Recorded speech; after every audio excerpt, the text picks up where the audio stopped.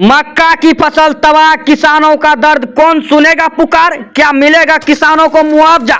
शुक्रवार देर शाम आई तेज आंधी और चक्रवाती तूफान ने किसानों की महीनों की मेहनत को पल भर में चकनाचूर कर दिया। शंकरपुर प्रखंड क्षेत्र के रायवीर पंचायत सहित आसपास के कई गांवों में मक्का की करीब फसल पूरी तरह बर्बाद हो गया है।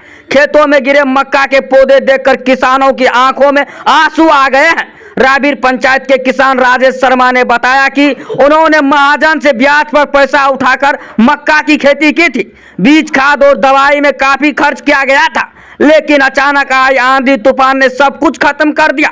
खेत में बर्बाद फसल देखकर वे वहीं गिर पड़ा और फूट फूट कर रोने लगा। किसानों का कहना है कि कई महीनों की कड़ी मेहनत के बाद मक्का की फसल तैयार हुई थी। उम्मीद थी कि फसल बिकेगी तो कर्ज भी चुकता हो जाएगा और घर का खर्च भी चलेगा, लेकिन तूफान ने सारी उम्मीदों पर पानी फेर दिया। अब किसानों के सामने सबसे बड़ा सवाल यह है कि महाजन का कर्ज कैसे चुकाया जाएगा और परिवार का गुजारा कैसे होगा। ग्रामीणों का कहना है कि यह दर्द किसी एक किसान का नहीं, बल्कि पूरे गांव के किसानों का है।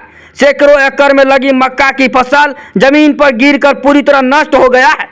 किसान प्रशासन और सरकार से मुआवजा की मांग कर रहे हैं ताकि उन्हें कुछ राहत मिल सके।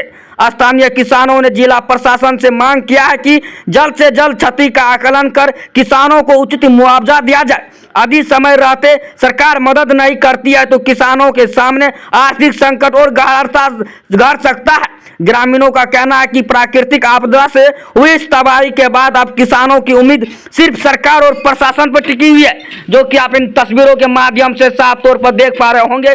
किसान राजेश शर्मा किस तरह अपने मक्का के फसल को देखकर खेत में रो भी रख रहे हैं। वही देखिए इस पूरी रिपोर्ट को। सरकार क्या करेगी मदद, क्या स्थानीय प्रशासन सुनेगा दर्द किसानों का, कौन सुनेगा, किसको सुनाए, इसीलिए चुप रहते हैं। यह चिल्लाने का क्या फायदा जब किसी को कुछ राहत ना मिले।